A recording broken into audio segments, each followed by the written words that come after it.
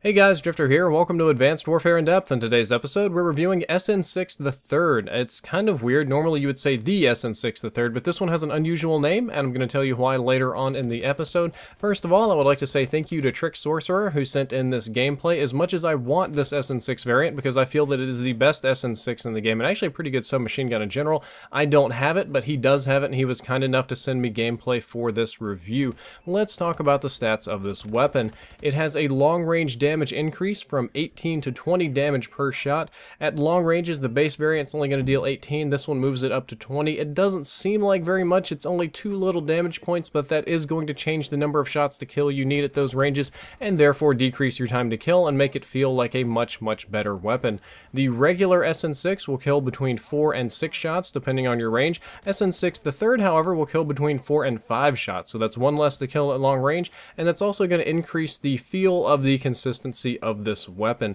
If it's only got 1 shot to different over those ranges, and the fire rate's pretty considerable, it's not slow, mind you, it's going to feel like it's doing the same thing over and over again. It's a very accurate weapon, got good iron sights. You'll very quickly get a mastery and a feel of this weapon, and that is an important thing, even though it's maybe not the most statistically quantifiable metric.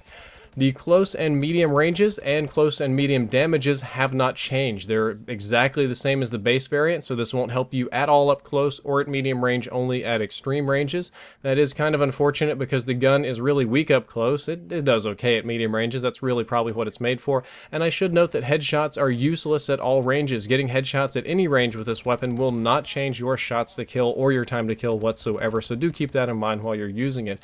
There is a second buff to this weapon because it is elite. It does have to be good. It has a plus 15% range buff. It's kind of like a flat buff to all the ranges, and that's not going to change your 5-shot to kill range hardly any, but what it's really going to mean to you is more 4-shot kills. That means you're going to be killing faster over range than you would with the base variant, so that's a good thing. I mean, it's basically like getting a free advanced rifling attachment on this weapon, and you can stack with advanced rifling if you want even more 4-shot kills, but I don't think that's going to be necessary. I'm going to talk about the attachments later on in this episode. There is a downside to this weapon, a pretty mega downside though. You get a 30% slower aim down sights time.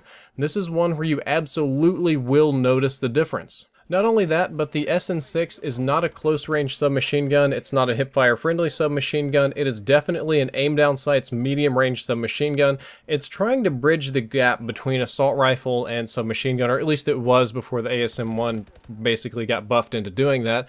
But because you need to aim down sights with this weapon to get the accuracy bonus in order to land your shots and actually, get some benefit out of it, 30% slower aim down sights time is a pretty big penalty, and you will notice it. Because of that, I'm definitely going to recommend running the quick draw grip later on. I do think that this is the best SN6 variant, and it fixes some key weaknesses with the base weapon, namely shots to kill and range. You get a slight range buff, and it's a little, get a few more shots to kill at long ranges. This still does not make it the best submachine gun ever. It's not going to outgun the ASM1s and KF5s and BALs and that sort of thing. But if you like the SN6, if you like the feel of the accurate submachine gun, if you like the iron sights, this one is tremendously better than the base variant, and I think that you will have a good time with it. As far as attachments go, I highly recommend quick draw grip because that's going to allow you to aim down sights faster, and it counters the only downside to this variant.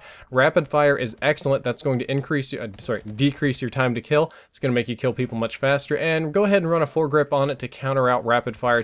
We want to maintain the accuracy of this weapon. And I did mention at the end that it has an unusual name. I'm not 100% sure, but I think the SN6 The Third is named after this.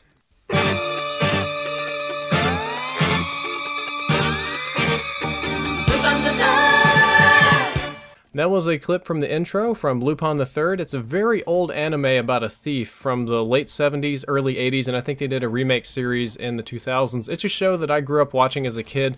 I have a soft spot for it in my heart, even though it is kind of corny, and I'm pretty sure that SN6 The Third is based off of that TV show. Well guys, that's all for this in-depth episode. I hope that you enjoyed it, and I hope you learned something useful. If you did, don't forget to like, favorite, and subscribe. The previous episode was on the BAL versus the AK, and the next episode, I gotta keep that one under wraps for now. Drifter out.